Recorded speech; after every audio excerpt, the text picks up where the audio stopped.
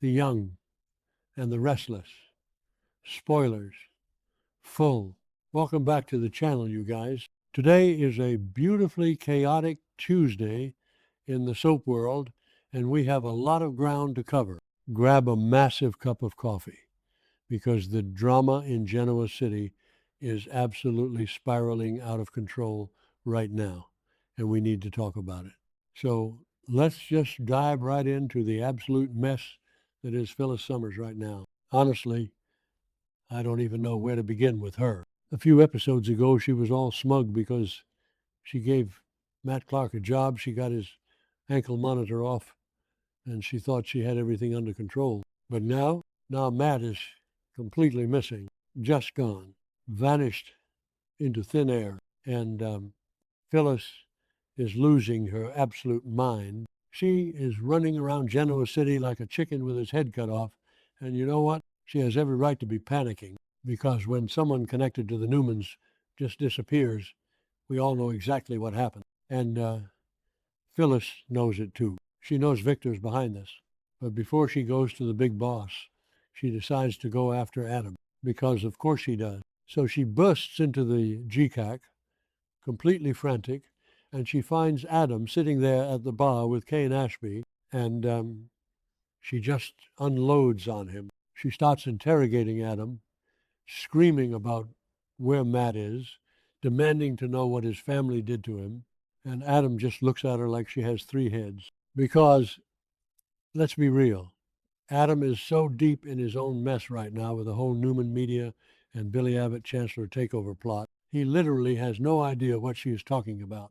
He's just sitting there, probably plotting his next corporate smear campaign, and suddenly Phyllis is in his face screaming about Matt Clark. It's just crazy. It's just so crazy to watch her unravel like this. But Adam isn't the one she needs to be yelling at, and she figures that out pretty quickly. So she pivots. She goes straight for the top.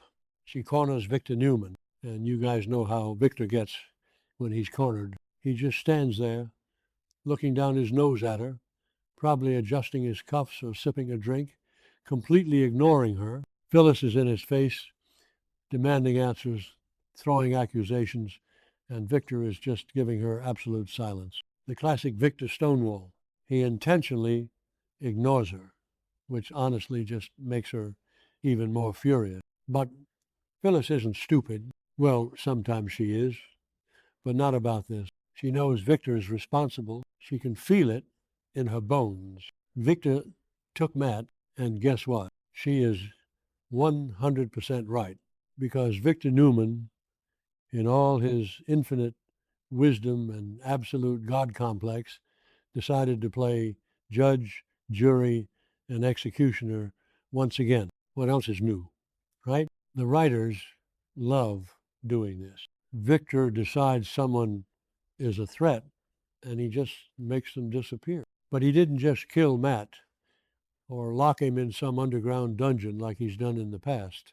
Oh no, this time Victor did something so much more twisted. He secretly had Matt transported to a maximum security psychiatric facility. Yeah, you heard me. A maximum security psych ward. Victor just snapped his fingers, probably paid off some corrupt doctors and guards, and had Matt locked away in a padded cell because Victor believes he is the law in Genoa City. He thinks he can just erase people when they become too much of a nuisance. And Matt, who has been faking amnesia and trying to play this weird redemption angle with Sharon and Phyllis, is now trapped in a literal nightmare. But here is where the story gets so good.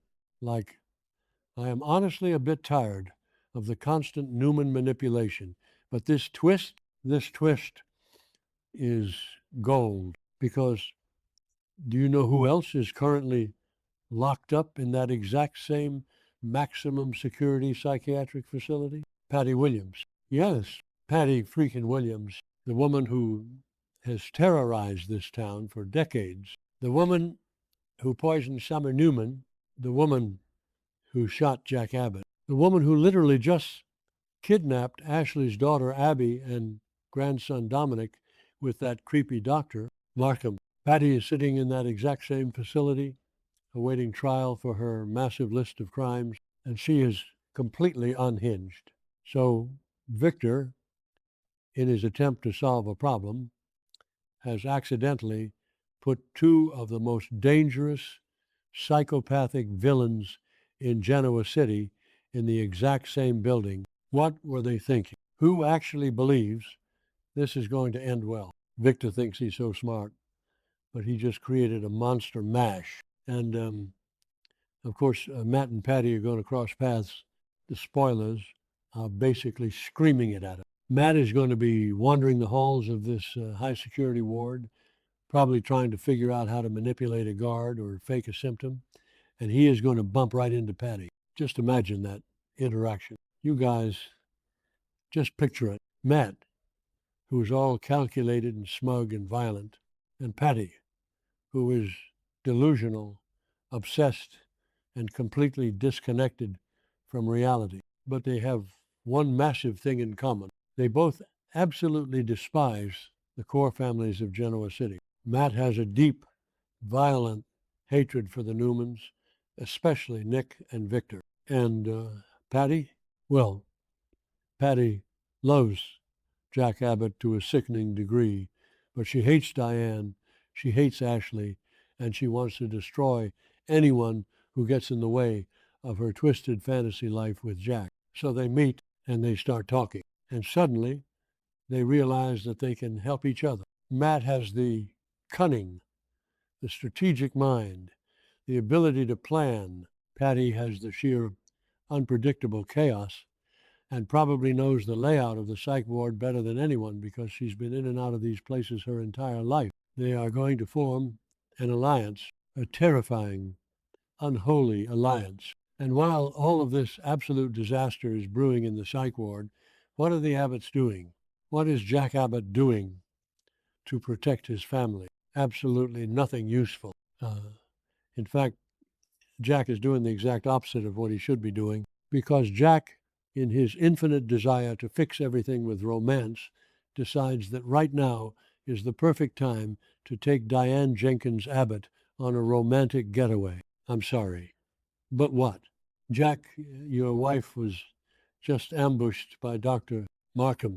She was held hostage. She was tortured. Your sister Tracy is running around trying to find clues. Your son Kyle is making dangerous deals in prison. Your entire family is falling apart, and your solution is to pack a bag and go on a romantic vacation. Honestly, Jack drives me crazy sometimes. I know he loves Diane. I know he wants to help her heal. He sees how traumatized she is, how she's jumping at shadows and terrified that Markham is going to come back for her. So Jack thinks, oh, I'll just whisk her away. We'll go somewhere quiet, somewhere romantic, and we can forget all about the trauma. But you can't just run away from trauma, Jack. And more importantly, you can't run away from Genoa City when the villains are literally plotting your downfall. This romantic trip is going to be a complete disaster. It is opening the door for absolute catastrophe because while Jack and Diane are off sipping champagne and trying to pretend the world isn't on fire, Matt and Patty are going to be setting the match. The spoilers are hinting at a massive prison break, a breakout. Matt and Patty are going to plan an escape from this maximum security facility. And honestly, I am here for it. I know it's going to cause so much pain for our favorite characters, but from a viewer standpoint, it is going to be epic television. How are they going to do it? Maybe Patty has a guard wrapped around her finger. She's done it before. She knows how to play the victim, how to act sweet and innocent until she strikes.